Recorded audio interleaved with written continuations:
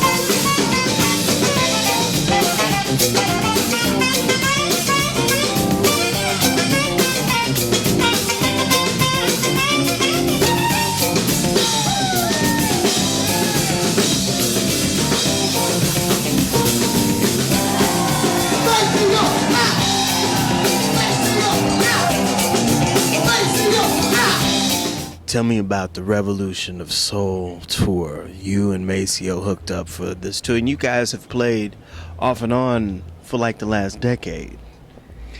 Yeah, man, we've been tooling around since '92. That's when I met Maceo. I was doing a record. I'd done a record on my label, on my first label, and I was working on Fred Wesley's record, and Maceo was on the record, and those, Fred and Maceo were huge heroes of mine. So it was, I knew where I was when I got there. I was like, okay, I'm hanging out with Maceo and Fred, So and then I toured with Fred for 4 or 5 years, made a few albums with him, and so I'd see Maceo here and there. And then when we started the Greyboy Allstars, we'd be doing shows with Maceo, and then Tiny Universe, we're doing shows with Maceo. So we've been running around, and then we did Jam Cruise last year together, and that was a blast. And so my manager got together with Macy's manager and put this tour together, man. And we're having so much fun. Hanging out is the biggest fun. Getting to hang out with Maceo and knowing who he is and getting some of those stories that he can tell.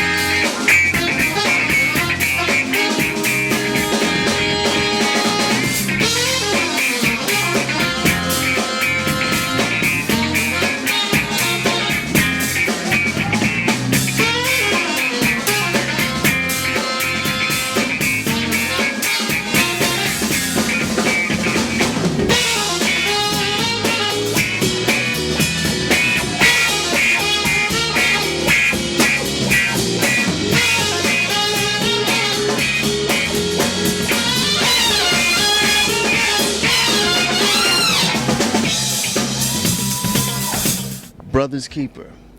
This CD's a little bit different than some of the other CDs that you put out. You went in a whole R&B mode on this. Yeah, I got inspired by some. I tell you what, it was really funny, man. I got inspired by this band called Prominent out of England. This song called "Step Into My World," and it just it freaked me out, and I thought it was like the sickest thing, and it was so soulful. And I was like, man, I want to make a record like that, you know, with that kind of back thing, you know. And the funniest part was I thought this track sounded like an old black dude singing. When I listened to the song over and over again, you know, during the process of writing this record, and finally I was like, man, I want to see what else I can find by these guys. So I went online, I started looking for them, man. When I finally found them, it was two white guys, two white Brits. Like, then most of the record was kind of like a hip hop record. So this one track was like a soulful ballad, you know, and I was totally cracking up, man. I totally thought it was like some old black cats, but that song kind of set me off as Prominent. Step Into My World. It's a sick track. You know, you have some special guests on here. How did you hook up with Meshell? Meshell was the producer who helped me with the record, Chris Goldsmith. He's done like Blind Boys of Alabama, Ben Harper, and he had worked with Meshell a couple of times, and he said he goes like, Meshell's looking for some sideman work. She asked me about getting her on some sessions, so you know it ended up where we had an opportunity to bring her in, and so we jumped on it. What have you noticed about her now, where she's at musically, just as a musician, a bassist, and a composer now? She's evolved, hasn't she? She's just amazing, man. And I have to say, she was a challenge on the record because Meshell is a cat, you know, as opposed to I'm a dog. You know, I'm kind of like, you know, well, she's more of a cat. You know, she's like dealing with a you know, having a lynx on your record. So communicating with her was a bit of a struggle, but what she brings to the table, you know, is you know, entirely her, and it's entirely funky. How did you get Eric Clapton's keyboard player to play on the CD? You know what? I've known Crouch since 1989. He and I were in Lenny Kravitz's first band. So that's where I met him, and so we hung out for a few years there, and then I hadn't seen him for quite a while, but he popped back up recently, and I actually worked with him on my trio record. I did a trio record a couple years ago, and you know, it was just magic. As soon as I got in the studio with him, it was like everything was perfect. So as soon as I knew I was going to do this record, I knew I'd use him.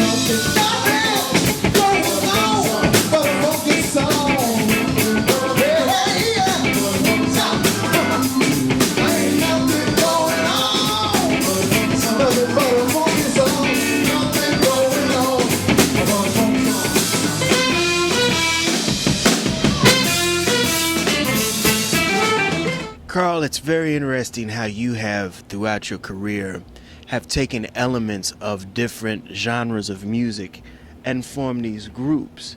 How do you know when certain compositions mesh for each group? Because that's got to be, you're with 3 different units. Right. And You take time to play with 3 different units. That's got to be crazy too. Yeah, it's you know what I like? I'm a writer, so I'm always writing music. So I've got ideas in my computer right now that are labeled Greyboy Allstars, labeled Tiny Universe, labeled Trio. So I kind of know where they should fit, and so it's just being fortunate enough to be able to do all these different things, and like to have the Greyboy Allstars still intact, and Tiny Universe be my main thing, and then from time to time I'll do the trio gigs, and it's just fun. Let's talk about the evolution, because you started with the Greyboy Allstars. You're one of the co-founders. At the time, did you guys think that you guys were going to create and rejuvenate the whole soul jazz clique from the late 60s to early 70s? We, in a way, yeah, I knew the time was right, and it was interesting because I was from 90 through 93, 94, I was in Europe a lot, and I was going to jazz clubs and dance. I like dance music, so I was always going to the dance clubs and kind of hearing the evolution of hip hop and the DJ thing.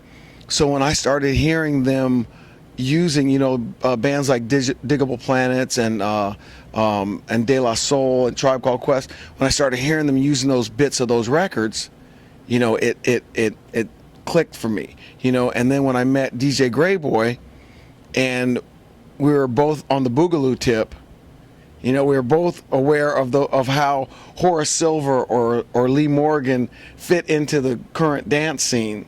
Then I was like, okay, this is pay dirt, So when we put the Greyboy Allstars together, we were basically drawn on my old influences, Greyboy's influences, and then the band all gravitated to that music because it was such great music. And when we'd be playing that stuff in a rock club, we'd look at each other like, we are getting away with murder here. We're playing a Horace Silver tune and people are dancing, So it was a really great time and a great discovery, to go, man, this is the coolest thing, because this music is really dance music, and now we got people dancing to it. That being said, too, because at the time there was Brand New Heavies, the Repercussions, Groove Collective, that whole vein of, I would say, jam bands, right, kind of took off like in the 90s. Yeah, that was the beginning of that. It was, there was Groove Collective, there was what's the band out of Chicago? Big Sound. I'm spacing on their name, but there was those guys. There was Galactic was just starting up. We heard them. We did we heard one of Medeski and Martin Wood's first gigs in San Diego. We were there, and we're seeing this whole thing come along, man. And it was just really amazing to have a bunch of kids in clubs, really interested in Horace Silver and John Coltrane and all this jazz music that we had grown up with, or that we were discovering at the time, and have it be like their dance music, That'll do it again for another edition of the Pace Report. I'm Brian Pace, reporting live here at the Fillmore. I'd like to personally thank Karl Denson, Tiny Universe, as well as the staff here at the Fillmore. As always, please visit my website, www.thepacereport.com, for my weekly column as well as my past segments. Until next time, remember, if it's in the groove, it'll make you move. Peace.